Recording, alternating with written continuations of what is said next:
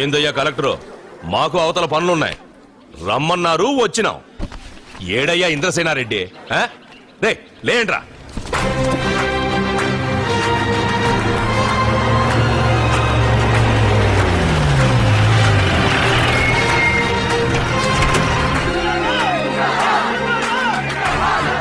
కూర్చోండి.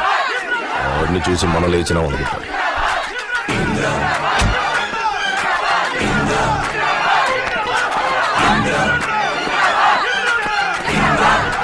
ఏమన్నా బాగా స్పీడ్ చూస్తుంటే మా బావలందరికీ బద్దలైపోయేలా ఉంది.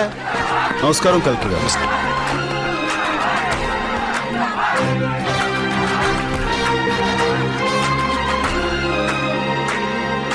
చెప్పు కలెక్టర్, మమ్మల్ని ఎందుకు పిలిపించినావు? ఏముందండి, అందరికి తెలిసిందే. ఈ రిజర్వాయర్ కోసం. అంటే ఈడ మా పొలాలు ఇయడానికి తేరగాలేమయ్యా? వాళ్ళేమన్నా కూలీ తీసుకోకుండా మా పొలాల్లో ఊరికనే పని చేసినారా? వాళ్ళ కోసం మా పొలాలు ఎందుకు ఇయ్యాలా? ముష్టెవడమ్మన్నాడు? మీ ఇష్టం వచ్చినంత నష్టపరిహారం అడగండి, ఇప్పిస్తాను. నష్టపరిహారం ప్రభుత్వమే అప్పుల్లో ఉండాది. ఎప్పుడొస్తుందో నాకే తెలీదు. నష్టపరిహారం నువ్వు కడతావా? కడతాను. మాట తప్పకూడదు. ఏనాడైనా తప్పానన్న రికార్డు ఉందా? మా 1200 ఎకరాలకు బదులు నీ 1000 ఎకరాల బత్తాయి తోటి ఇవ్వాలా?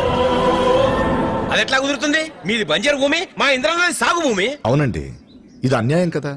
ప్రభుత్వం రేటు ప్రకారం. ప్రభుత్వ రేటు ప్రకారం మాకు అక్కర్లేదు. ఇష్టమైతే చెప్పండి, లేకపోతే వెళ్ళిపో. ఆగండి. అలా కాదండి. లేదు కలెక్టర్ గారు, వాళ్ళు అడిగింది రాసిస్తాను. కూర్చోండి. ఇంద్రసేనారెడ్డి, ఆ పొలంలో 200 ఎకరాలు నాయి.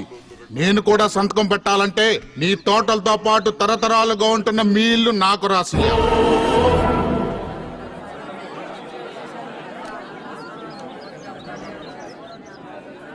రాసిస్తాను. నీ పేరు మీద ఉండే బైరేట్స్ గన్లు, సున్నం ఫ్యాక్టరీలు నా పేరు మీద రాయాలా? అప్పుడే నేను సంతకం పెడతాను. ఒప్పుకుంటున్నాను. అవి కూడా రాసిస్తాను. వీరభద్రారెడ్డి, ఇక నువ్వే మిగులున్నావు. నీకేం కావాలి? నువ్వు మా నాయన్ని ఈ సీమలో అడుగు పెట్టొద్దన్నావు. నేనా కాగితం మీద సంతకం పెట్టాలంటే నువ్వీ సీమనే వదిలి వెళ్ళిపోవాలి.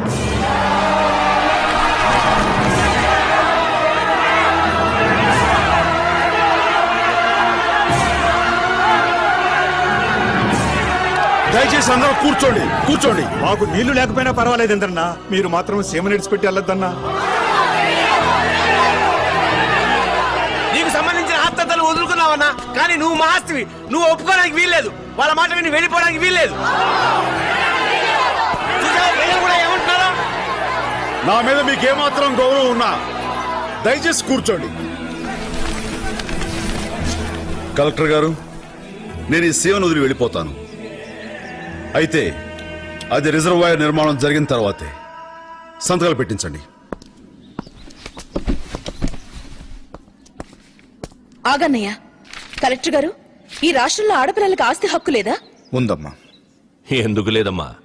1200 ఎకరాల్లో 1000 ఎకరాలు మాయి, 200 ఎకరాలు నీయే కదా. అంటే ఆ కాగితం మీద నేను సంతకం పెట్టాలిగా? పెట్టాలి. సంతకం పెట్టాలంటే నాది ఒక షరతుంది. ఇక నా దగ్గర ఆస్తిపాస్తులు ఏమీ మిగలలేదు, ఒట్టి చేతులు తప్ప. ఆ ఒట్టి చేతులు చాలు నా మెళ్ళో తాళి కట్టడానికి.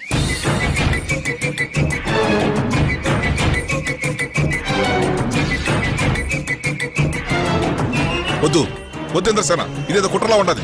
అన్నదమ్ములు తోడబుట్టిన దాన్ని తోడు తీసుకొచ్చి తోడేలా ఆలోచన చేస్తున్నారు బావా. నా మాట వినింద్రా, దీనికి మాత్రం నువ్వు ఒప్పుకోవడానికి వీల్లేదు. అవును, అక్క చెప్పింది నిజమే.